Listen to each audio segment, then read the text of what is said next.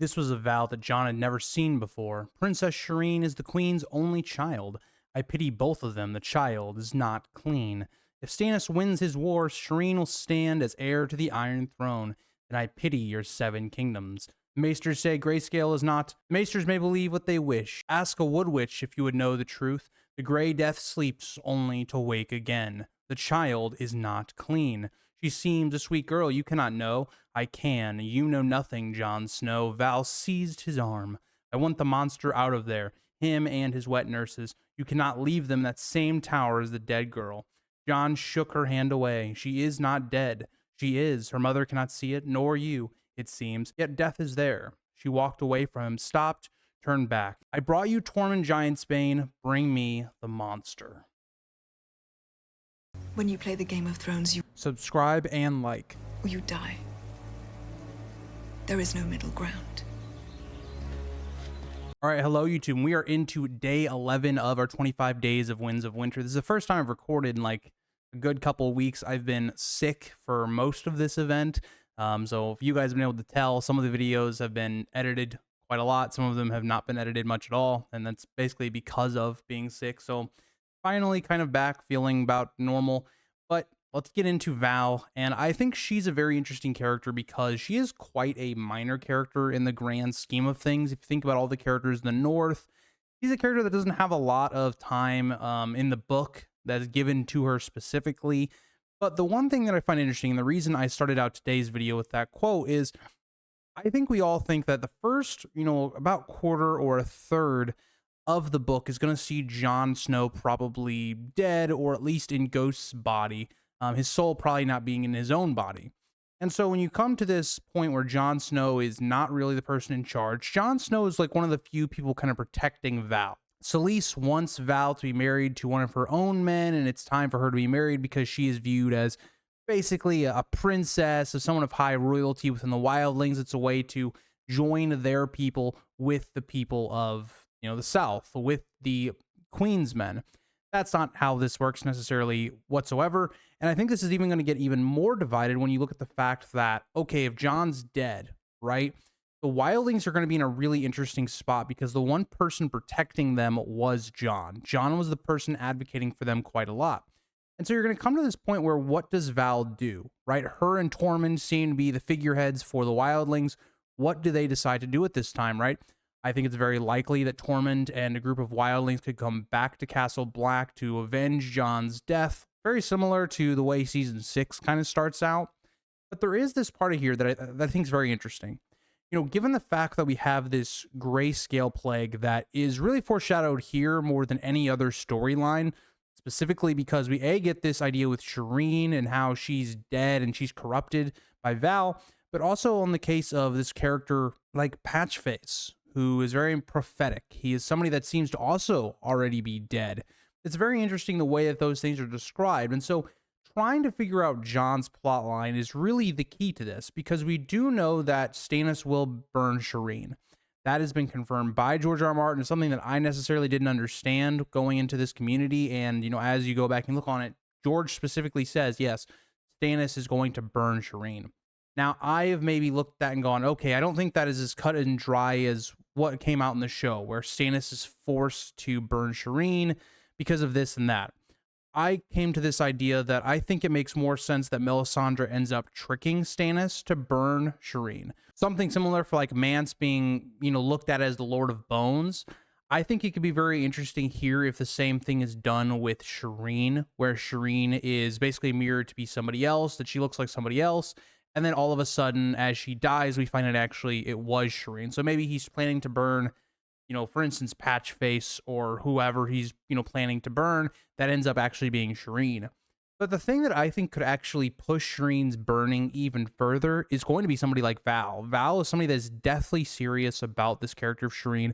It's something we never see. Val is somebody that's not, I guess, the most serious character. She's very playful. Her and Jon have a very flirtatious, almost very similar to like her and Ygritte, or him and Ygritte, I should say.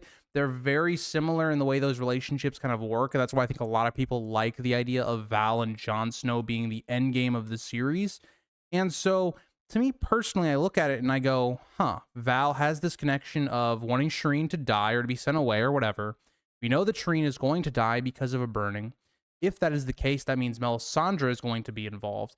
I could very easily see a situation in which Shireen is burned to try and revive Jon. Now, the problem with that is going to be if Shireen is burned at this point of the story, because you have to, again, for Jon Snow coming back, I would expect him to be back by the first third, I would say, of the book. If that's going to happen, how does Shireen get burned in that first third? Stannis is not going to be there unless he maybe sends a message to them to burn somebody, and this ends up turning out to be Shireen. It's really hard to kind of figure out what the timeline is looking like. And personally, I thought, maybe now that Shireen is not used with Jon's resurrection, even though it makes a lot of sense, because the way we've seen that, magic to that extent is used, especially with life and death, is you need some sort of death. Somebody has to die to then get life back. Now, this could be different because it's not the normal way we see people being brought back, right? So for instance, Beric, he actually does seem dead before he's brought back, and his soul comes back into his body, albeit tarnished. When you look at the idea of Jon, it seems more likely that his essence or his soul is going to go into Ghost, and so that he can still be revived from Ghost, as long as his body is somewhat preserved, I would assume. So you come to a lot of issues here with the Val character because she's placed in kind of limbo. She doesn't really have any allies, right? The Queen's men want to use her for her birth and her station. They're not really allies to her. The wildlings at this point are, yes, they have the numbers, but they're not viewed well, and the person that was, vying for their rights and their freedoms is now dead. So what does Val do? I could very easily see Val trying to manipulate the Queen's men, maybe even allowing a marriage to go through just so that she can gain her people some sort of freedom. I could also see her leaving as soon as she finds out Jon Snow dies, that she flees to get Tormund to be brought back to the castle, and leading alongside with Tormund the wildlings, and then there's just kind of a standoff for a while until Jon is brought back. One of the reasons that Mel tries to bring Jon back, and specifically because she sees a lot in Jon, but also because Jon can be the one that can kind of bridge this gap that is going to be brewing out really in almost a civil war type situation. Kind of, again, very reminiscent to season 6, where you see the wildlings versus the Night's Watch, and they're kind of jousting for control until Jon Snow comes back and sets all that, back up.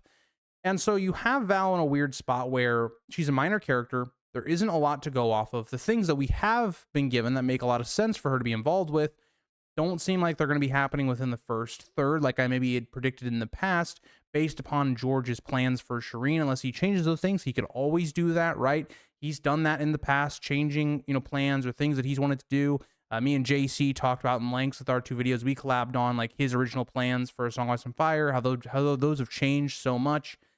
So Val, to me, is a character that has a lot of branching possibilities. I could see her being in a number of different things. I definitely think when Jon leaves the wall and he's going south to maybe take on the Boltons because he thinks Stannis is dead, I could see Val easily going with him, going with Tormund, going with the rest of the wildling faction and leaving. I could very easily see that happening. I think Val makes a lot of sense for somebody for Jon to marry. The one issue or the wrinkle I kind of see with the Val-Jon relationship, and why I think it's not a present romance, I don't think we'll see it in the normal story. But if you look at the way the show ended, so the show ends with Jon Snow becoming more or less a wildling, going back with the free folk, and it's kind of a happy ending for Jon in a lot of ways. Yes, he gets sent back to the wall, all that, back in exile, but he goes to where I think he was the happiest and the most at peace. You could see that maybe that type of ending for Jon, or maybe it's him and Val at the end of the series, and that's kind of the relationship. It's kind of this second coming of Ygritte, and it almost feels like a little bit bittersweet for Jon because, yes, he finds someone he's compatible with, but it reminds him constantly of Ygritte, of the war, all of the awful things that happened during the book series. And even if he has to kill Daenerys, for instance, if that's maybe the relationship he'll have during the normal story, Val to me is a weird character because I think she's, on one hand, very sidelineable. If you're talking about characters that George needs to put to the sideline so that we can get through the story quicker, Val, unfortunately, is one of those characters. At this point of the story, she's not really that vital character to any number of plot lines, right? Think about the wildling plot line. Yeah, she could be a branch to getting Tormund back into the story because Tormund's really the person with the power with the wildlings. You don't really need Val necessarily for that plot line. The Queen's Men, you can maybe make an argument there, but again, there's just already characters there that we don't necessarily need Val. Val is just a weird character to me. I'd love to hear you guys' thoughts on this character, because I did want to talk about her because I think she's interesting. I know a lot of you guys really care about the character of Val. Based upon what George has given us, we've only seen this character in a very few chapters in the story so far. There's not a lot to go off of. And based upon the events that we think could happen in Winds of Winter, if we even get the book, and yes, I have seen what George put out, I'll maybe be putting something out this week if it's a live stream. I have some plans with a live stream. If those fall through, I'll end up doing something differently. But yeah, let me know what you guys think about Val, and I'll see you guys all in the next one. Bye, guys.